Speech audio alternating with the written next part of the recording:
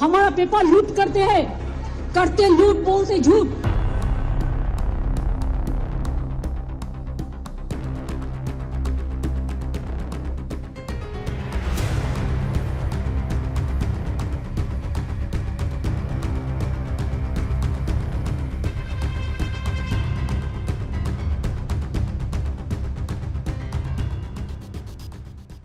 पश्चिम बंगाल में विधानसभा चुनाव सिर पर है। ऐसे में बंगाल की सत्ता अब सवालों के घेरे में है, जहां सत्ता पर काबिज रहने के लिए ममता बनर्जी दम भरती नजर आ रही है। इसी बौखलाहट में मुख्यमंत्री खुद फाइलें समेटती नजर आ रही हैं और जहां कानून से पहले कुर्सी चलती दिखाई देती है।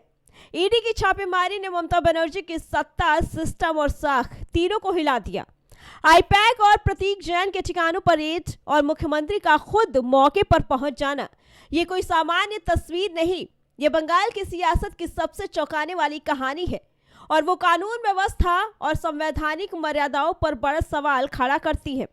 ये कोई मामूली घटना नहीं, बल्कि देश के लोकतांत्रिक इतिहास में एक अभूतपूर्व मिसाल है, जहां एक मुख्यमंत्री केंद्रीय एजेंसी की कार्रवाई के बीच फाइलें समेटती नजर आती है। चुनाव का स्ट्रैटेजी पूरा छीन के लिया, एक क्राइम है। अगर आप हमारे साथ लड़ने नहीं सकते हैं तो अब क्यों हम बंगाल में आते हैं? आप हिम्मत से काम लो, आप लोकतंत्र पुलिस प्रोसेस में जीतो। आप एजेंसी लगा के हमारा पेपर लूट करते हैं, करते लूट, बोलते झूठ। हमारा पेपर लूट करते हैं, हमारा स्ट्रैटेजी लूट करते हैं, हमारा डेटा लूट करते हैं, हमारा वोटर लूट करते हैं, हमारा बंगाल को लूट करते हैं, हमारा भाषा को लूट करते हैं। क्या है आप लोगों के लिए भविष्य? इससे और भी खराब होगा। जितना भी सीट आपको मिलना चाहिए था, इससे तो अब जीरो में आ जाएगा। I am sorry mister Amit Shah and mister prime minister, please control your home minister. अब ईडी ने पूरा मामला सुप्रीम कोर्ट के दरवाजे तक पहुंचा दिया है और ममता बनर्जी के खिलाफ एफआईआर की सीबीआई जांच की मांग कर दी गई।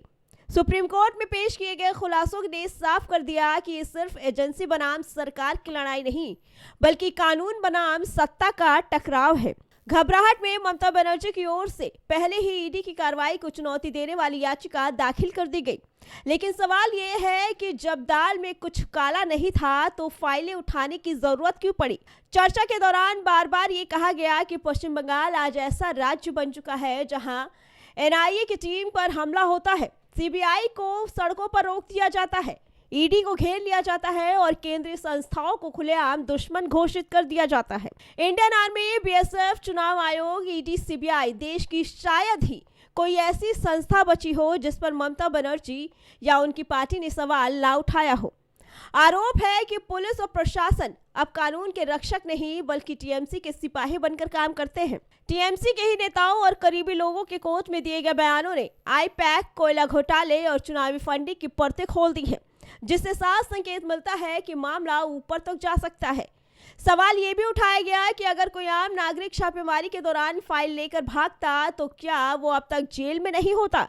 फिर भी ममता बनर्जी को ये छूट क्यों? बंगाल को आज गुंडा तंत्र, हिंसा और अराजक राजनीति का गढ़ बताया जा रहा है, जहां चुनाव मतलब डर, खून और दबाव। अब लड़ाई एक व्यक्ति या एक पार्टी की नहीं रह गई, बल्कि ये तय करेगी कि क्या भारत में कानून सबके लिए बराबर है या फिर सत्ता के सामने न्याय भी घुटने टेक देता है। पूरे देश की निगाहें अब सुप्रीम कोर्ट पर टिकी हैं, क्योंकि यहां से जो फैसला आएगा वो सिर्फ बंगाल ही नहीं, बल्कि भारतीय लोकतंत्र की दिशा तय करेगा। Bureau report.